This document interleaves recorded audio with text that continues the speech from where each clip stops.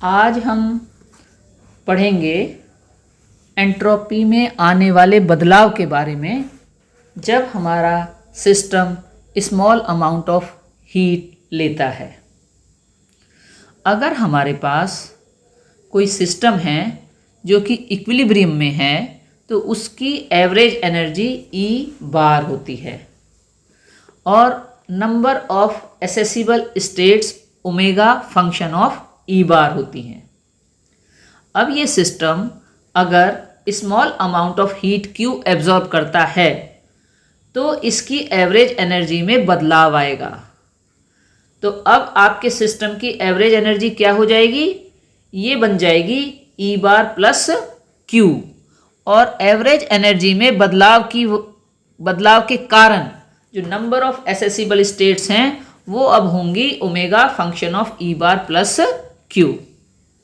नव Taylor series expansion use करते हुए हम लिख सकते हैं natural log of omega function of E bar plus Q is equal to natural log of omega function of E bar plus first order partial derivative with respect to energy of natural log of omega function of E bar times Q plus half second order differential with respect to energy of natural log of omega function of E bar times Q square plus higher order terms. अब हमें ये पता है कि आपका जो beta है वो होता है partial derivative of natural log of omega function of E bar with respect to energy. तो इसको यूज करते हुए हमारा टेलर सीरीज एक्सपेंशन अब क्या हो जाएगा? Natural log of omega function of E bar plus Q equal to natural log of omega function of E bar plus beta times Q plus half partial derivative of beta with respect to energy times Q square plus higher order terms. तो ये equation 1 हमें यहाँ से प्राप्त होगी। Now what we do, we neglect the terms having higher powers of Q because Q is very small itself, Q बहुत कम है इसलिए उसकी हायर ऑर्डर जो टर्म्स होंगे उनका मान और भी कम होगा। तो इक्वेशन 1 को हम किस तरह से लिख सकते हैं? Natural log of omega function of E bar plus Q is equal to natural log of omega function of E bar plus beta times Q और natural log of omega function of E bar plus Q minus natural log of omega function of E bar is equal to beta Q। और इसको हम लिख सकते हैं change in natural log of omega function of E बार, यानी delta natural log of omega function of E bar is equal to beta times Q।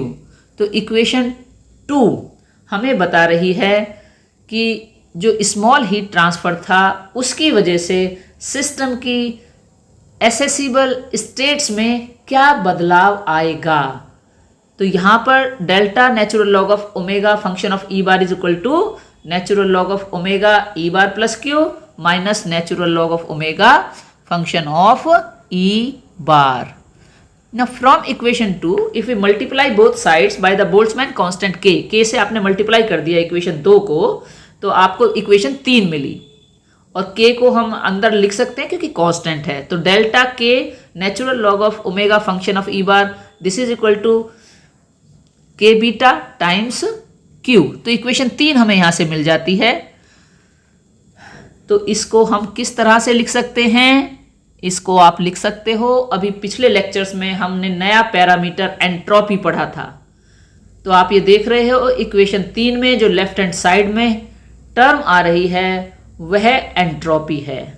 So you can write it delta S is equal to Q by T, क्योंकि beta की जगह अगर आपने value substitute कर दी तो K आपका यहाँ से कैंसिल हो गया और सिर्फ आपको यहाँ मिला Q बाई T।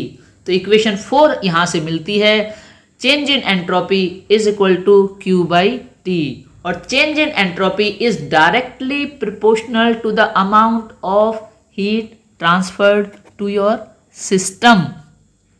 इक्वेशन 4 को हम इस तरह से भी लिख सकते हैं ds is equal to delta Q over T।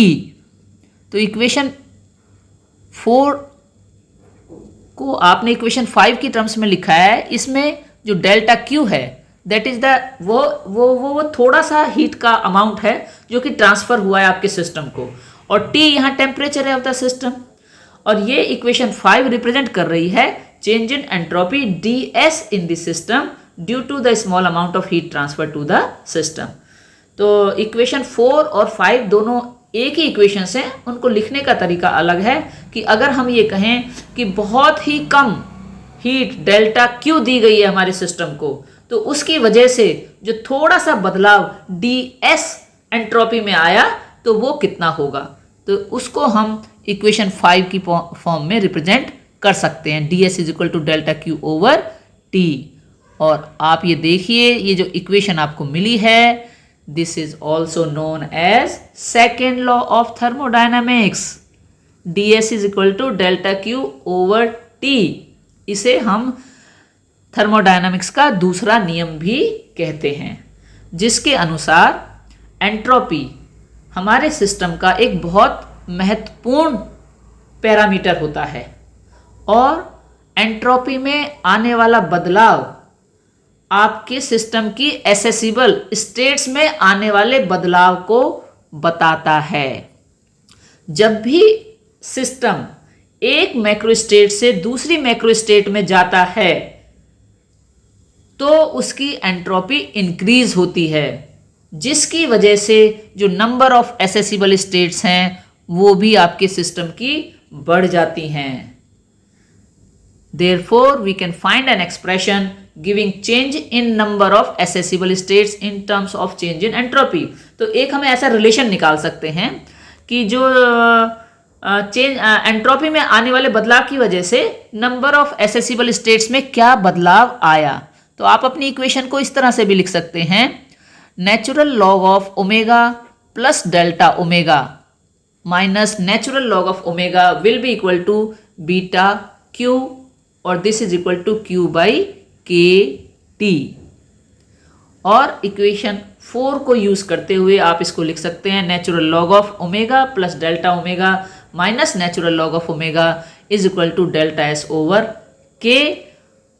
और आप लिख सकते हैं इसको, natural log of omega plus delta omega over omega is equal to delta S over K. और यहाँ से हमें मिलता है एक बहुत ही महत्वपूर्ण relation, delta omega is equal to omega exponential of delta S over K minus 1। तो ये इक्वेशन 7 आपको यहाँ से मिल रही है, और ये एक बहुत ही इंटरेस्टिंग रिजल्ट हमें दे रही है कि जो हमारे सिस्टम में नंबर ऑफ एसेसिबल स्टेट्स हैं वो एंट्रोपी में आने वाले बदलाव के साथ एक्सपोनेंशियली बदलती हैं। कब? जब हमारे सिस्टम को small amount of heat transfer की जाती है।